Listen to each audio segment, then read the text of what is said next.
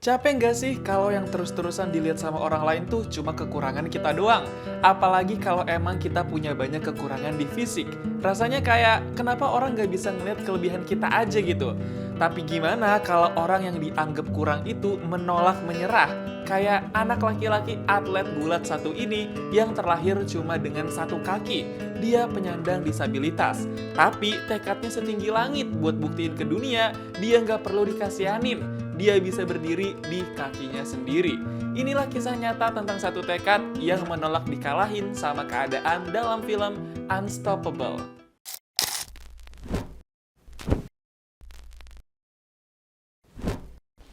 Bocah SMA yang badannya keker ini namanya Anthony Robles, diperanin sama Gerald Jerome. Tapi kita panggil aja Anton. Dia nih atlet bela diri gulat alias pegulat yang kerennya kebangetan. Dari lahir si Anton cuma punya satu kaki kiri doang. Tapi dia punya keterampilan di cabang olahraga gulat itu. Bahkan bisa ngelawan orang-orang yang normal, bukan penyandang disabilitas. Keren banget kan? Kayak sekarang ini dia lagi tanding di SMA-nya dan ditonton sama satu sekolah. Emang kelihatannya tuh deg-degan banget dan kasihan sama si Anton. Tapi sebenarnya dia kagak bisa dikasihanin. Soalnya justru dia lebih jago bergulat daripada kita-kita. Nah kan, buktinya dia menang lagi nih. Emang jagoan bener si Anton. Gimana coba caranya dia cuma dengan satu kaki, tapi bisa lawan pegulat lain yang normal? Kalau ini coach alias pelatihnya Anton, dia namanya Bobby Williams, diperanin sama Michael Pena. Tapi kita panggil aja Pak Bob. Dia semangat banget setiap ngelatih Anton. Kalau yang ini, mamahnya Anton, namanya Judy Robles, diperanin sama Jennifer Lopez. Dia terharu tuh gara-gara Anton, anaknya juara satu tanding gulat di sekolah. Siapa coba yang gak bangga? Malamnya, pas acara pesta kemenangan, Anton dapat tawaran beasiswa penuh dari Universitas Drexel, berserta fasilitas lain yang menjanjikan banget. We would come with the full ride. That means everything. 4 years, tuition, room and board, stipend. Si mamah langsung seneng banget tuh Anton dapat beasiswa penuh kayak begitu. Tapi si Anton malah buru-buru pamitan tuh. Jangan-jangan dia belum mau kuliah lagi. Anton langsung ngelamun tuh di pinggir jalan. Dia bingung setelah lulus SMA mau kuliah apa kagak. Pas pulang ke rumah, Anton langsung dikerumunin sama adik-adiknya karena abis menang tanding gulat. Mereka semua pada senang Anton jadi juara. Gak lama setelah itu, Anton sekeluarga makan malam. Di situ ada ayahnya juga yang nyaranin Anton buat terima beasiswa dari Universitas Drexel. Tapi Anton bilang masih pertimbangin dulu. Besoknya di sekolah, Anton curhat sama Pak Bob kalau dia maunya masuk kampus lain. Namanya Universitas Iowa. Anton mau masuk situ karena tahu para juara gulat banyak yang masuk situ. Tapi belum ada tawaran dari Universitas Iowa. Drexel's never had a national champion. Iowa's had 73. Coach, the best people. Jadi Pak Bob nyaranin Anton buat ambil aja tawaran beasiswa dari Universitas Drexel. Besoknya Anton ketemuan sama Pak Shawn, pelatih gulat di Universitas Arizona. Anton pengen tahu soal kampus itu, jadinya dia berkenan buat cari tahu langsung dari pelatih gulat di kampus itu. Pak Shawn langsung ajak Anton keliling kampus itu biar tahu ada tempat dan fasilitas apa aja. Di situ Anton juga dengar cerita-cerita inspiratif dari Pak Shawn. Abis itu Pak Shawn bilang kalau mau masuk Universitas Arizona harus bener-bener melalui seleksi yang ketat. Mereka nggak cuma-cuma doang ngasih beasiswa. Di situ Anton langsung ngerasa terpukul karena Universitas Drexel mau langsung kasih beasiswa penuh. Tapi Universitas Arizona harus ada seleksi dulu. If you even considering coming here, the best I could offer you is to walk on. Hope you make the team, and that's highly unlikely given our current recruiting class. Abis itu Pak Shawn langsung kasih semangat buat Anton kalau emang mau ikutan seleksinya nanti. Sembari nunggu kuliah, Anton juga kerja sampingan di bandara sebagai tukang bersih-bersih pesawat. Dia nyuci dan ngelap-ngelap pesawat gitu. Kebetulan dia dapat surat tuh dari Universitas Iowa, kampus yang dia idam-idamkan banget. Sengaja dikirimnya ke tempat kerja biar kagak ketahuan orang tuanya. Tapi pas dilihat isi suratnya, ternyata Anton gagal masuk Universitas Iowa. Dia nggak diterima. Anton langsung galau. Pilihannya dia sekarang ambil tawaran beasiswa Universitas Drexel atau ikut seleksi di Universitas Arizona. Pulang kerja hari itu, Anton shock ngeliat pintu rumah ada yang rusak. Udah gitu, si mama kayak abis nangis. Anton nanya ke mama ada apaan. Si mama langsung cerita dia habis cekcok sama si ayah sampai main fisik. Dan gara-gara ribut itu si ayah sampai pergi dari rumah. Si mama cuma bisa nangis karena kejadian itu. Beberapa hari kemudian, Anton ikut seleksi buat masuk Universitas Arizona. Dia saingan sama puluhan juara gulat lainnya. Ada yang juara sekolah, juara daerah, sampai juara nasional. Ngeri-ngeri sedap kan ini?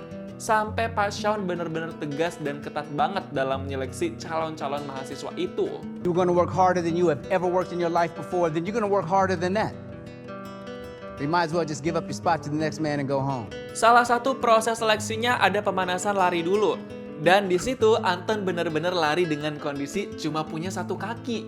Gila sih ini, semangatnya luar biasa banget kan? Belum lagi ada juga latihan naik turun tangga. Kebayang gak tuh sesusah dan secapek apa jadi Anton yang ngelakuin itu semua dengan satu kaki? Sampai akhirnya Anton mulai tes adu gulat sama peserta lain. Dia benar-benar kelihatan pengen banget menang supaya bisa diterima di Universitas Arizona.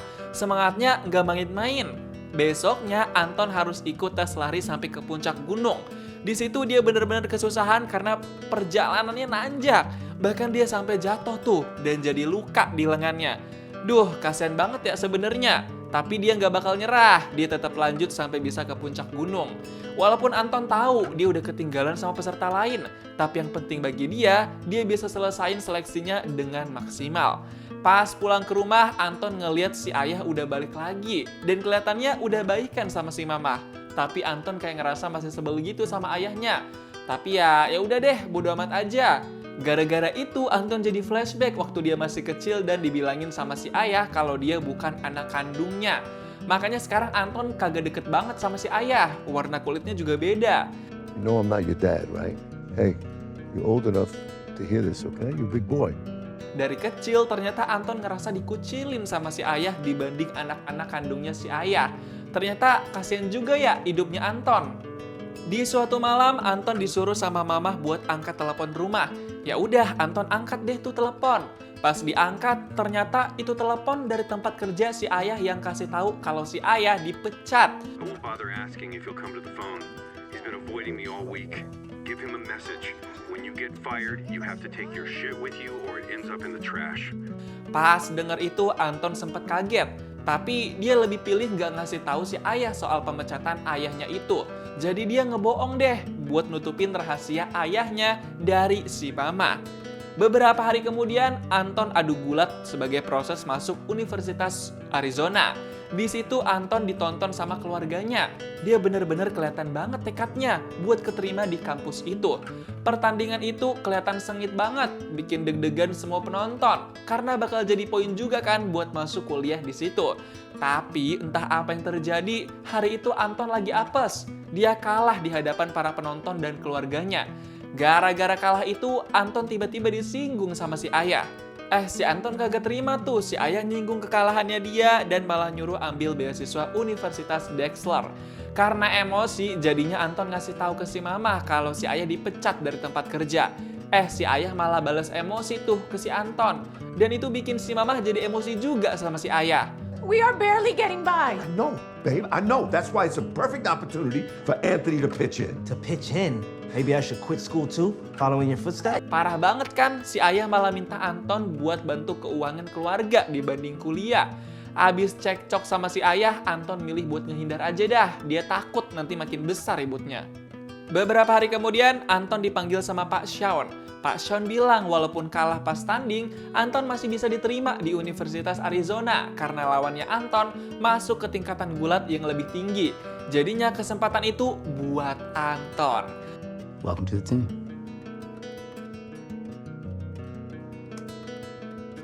Pas sampai rumah, Anton langsung kasih tahu kabar itu ke si mama. Si mama seneng dan bangga banget tuh sama Anton. Tapi saat itu juga Anton ngeliat ada bekas luka di lengan si mama. Wah, pasti ulahnya si ayah nih. Si mama cuma bisa bilang kalau dia baik-baik aja. Tapi Anton khawatir banget tuh. Setahun kemudian, Anton udah 1 tahun jadi anak kampus Universitas Arizona. Tapi tiba-tiba dia dapat kabar buruk dari Pak Shawn yang bilang kalau olahraga gulat sementara harus dihentikan dulu karena kampusnya mau fokus ke olahraga lain. Jadi olahraga gulat itu nggak kebagian biaya buat ikut tanding di luar. Pada kecewa kan tuh mahasiswa yang ikutin gulat. Tapi ya mau gimana lagi kan? Anton langsung kasih tahu si Mama soal itu. Dan si Mama juga kecewa tuh. Anton jadi ngerasa mungkin ini waktunya dia buat fokus kuliah sambil cari uang juga. Dibanding harus fokus ngegulat. Jadi kasihan gini ya. Setahun berikutnya, rumah Anton didatengin sama orang bank. Katanya mereka udah berbulan-bulan kagak bayar cicilan KPR. Jadinya dapat peringatan 3 bulan. Kalau masih belum bayar, nanti disita rumahnya. Si Mama langsung stres dan tantrum tuh sama orang banknya. Dia stres karena baru tahu selama ini si ayah kagak pernah bayar cicilan KPR. Abis itu si Mama jadi misuh-misuh karena benci sama si ayah. Anton langsung minta si Mama buat ngilang dari kehidupan si ayah. Don't text him. Don't call him. And if he tries to call you, don't pick up. Dan saat itu juga si Mama janji buat ikutin permintaannya Anton. Tapi di tahun itu juga untungnya Anton punya kabar baik. Universitas Arizona mulai hidupin lagi tim gulat. Jadinya Anton bisa ikut tanding gulat lagi buat wakilin Universitas Arizona. Pas mulai tanding gulat lagi, Anton langsung bisa menangin pertandingan. Dia mulai jadi kebanggaan Universitas Arizona nih. Kemenangannya selalu diberitain di media-media online. Namanya semakin terkenal. Bahkan Anton mulai dideketin sama cewek-cewek cantik tuh, saking populernya di kampus. Siapa coba yang kagak mau? Beberapa bulan kemudian, Anton ikut pertandingan kejuaraan gulat nasional. Di pertandingan itu, Anton berhasil menang. Itu artinya dia bisa masuk ke babak final. Pendukungnya semua langsung pada seneng tuh. Beberapa hari kemudian, Anton bakal mulai pertandingan finalnya. Lawannya si Anton kagak main-main. Dia namanya Matt. Orang yang udah sering banget menang pertandingan gulat di level nasional. Dan dia juga sang juara di tahun sebelumnya. Anton deg-degan banget nih mau lawan dia. Di pertandingan itu, Anton kelihatan ganas banget. Tapi serangan dia selalu ditepis sama lawannya, si Matt. Menit-menit selanjutnya, justru Matt yang berhasil nyerang Anton. Sampai akhirnya, Anton kalah lawan Matt. Dan Matt resmi jadi sang juara yang kedua kalinya. Anton langsung kelihatan agak kecewa, tapi pendukungnya selalu setia sama dia. And the reigning champ makes quick work of him. To the surprise of very few, Matt McDonough has won his second consecutive national championship. Setelah kekalahannya itu, Anton langsung ketemuan sama Pak Bob buat curhat soal dirinya yang jadi juara 2. Anton bilang kalau dia bertekad buat jadi juara 1 karena dia pengen buktiin ke banyak orang kalau dia yang cuma punya 1 kaki bisa bergulat dengan siapapun dan jadi juara 1. Itu mimpi terbesarnya. Coach, if I win, having one leg won't be the most important thing about me. Nyes banget kan tuh kata-katanya Anton. Suatu malam pas baru pulang ke rumah, Anton kaget dengar keributan di dalam rumah. Ternyata itu si Mama sama si ayah yang lagi cekcok parah, bahkan sampai main fisik. Ngeliat itu, Anton langsung murka sama si ayah. Pas si ayah mau ngelawan, Anton langsung beraksi dan bikin si ayah jadi gak berkutik. Abis itu, si Mama langsung telepon polisi. Gak lama kemudian, polisi datang ke rumah Anton dan ngebawa si ayah buat diamanin di kantor polisi. Rasain deh tuh si ayah. Setahun kemudian, di tahun terakhir kuliahnya, Pak Shawn ngumumin beberapa orang yang bakal jadi perwakilan Universitas Arizona buat tanding gulat di kejuaraan nasional. Dan salah satu orang itu adalah Anton. Jadi, Anton bakal ikut tanding di kejuaraan nasional lagi. We're gonna be champions. 1-2. Beberapa hari kemudian, Anton memulai pertandingan kejuaraan nasional. Di pertandingan pertama ini nggak terlalu deg-degan, karena Anton bergulat dengan gesit sampai akhirnya dia berhasil menang. Baru pertandingan awal, tapi dia udah bikin si Mama bangga tuh. Lanjut ke pertandingan kedua, lagi-lagi Anton berhasil menang. Itu artinya Anton bakal ikut tanding di babak semifinal. Keren banget kan si Anton? Lanjut ke babak semifinal. Awalnya Anton kelihatan kayak mau kalah gitu sama lawannya. Tapi ternyata dia berhasil comeback dan ngehantam lawannya. Jadinya Anton menang lagi dan masuk ke babak final. Gokil Anton. Besoknya pertandingan final kejuaraan gulat nasional pun dimulai. Lagi-lagi Anton harus berhadapan sama Matt, si juara bertahan. Anton yakin kali ini dia bakal jadi juaranya. Sebelum mulai gulat, Anton dikasih wejangan dan semangat dulu tuh sama Pak Shawn. Supaya Anton bisa kontrol emosi dan lebih mengedepankan strategi yang udah dilatih. Okay, this is your match, Anthony. Find a way to win. You hear me? Find a way to win. Let's go. Gak pakai lama, Anton sama Matt langsung bertanding. Di babak pertama ini, mereka berdua sama-sama kuat, sama-sama berambisi, sama-sama mengejar titel juara 1. Tapi cuma satu orang yang bakal dapat itu semua. Pertandingan gulat Anton versus Matt itu berlangsung ketat banget. Mereka kayak bener-bener seimbang gitu. Belum kelihatan siapa yang lebih unggul. Bener-bener pertandingan mereka itu kayak dua ular kobra yang lincah dan kuat banget. Jadi sama-sama kuat gitu. Dan akhirnya pertandingan babak pertama itu berakhir seri. Skornya sama-sama 5, jadi mereka bakal lanjut ke babak kedua. Di babak kedua, Anton sama Matt makin beringas. Mereka bener-bener nggak ada yang kelihatan mau ngalah.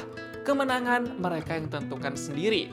Perlawanan di antara keduanya sama-sama kuat. Duh, siapa yang bakal menang ini kalau dua-duanya sekuat dan seberingas ini? Makin lama pertandingan Anton sama Matt makin panas. Mereka berdua makin beringas, sampai-sampai wasit harus ikutan gesit juga tuh.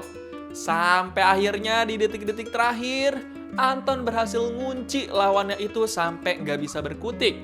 Waktu pertandingan pun bakal selesai, dan akhirnya Anton berhasil menang lawan Matt. Anton jadi juara 1. He will forever be called the champion. Anthony Robles at 125 pounds defies all odds. Congratulations to the Sun Devil.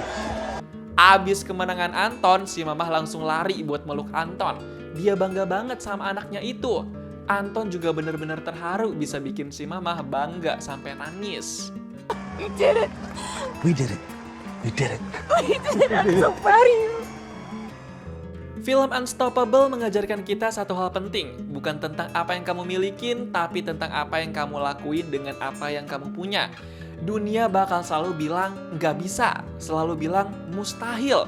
Tapi selama kamu nggak berhenti, kamu belum kalah. Kalau kamu ngerasa hidup kamu berat, merasa tertinggal, merasa kurang, ingat satu hal.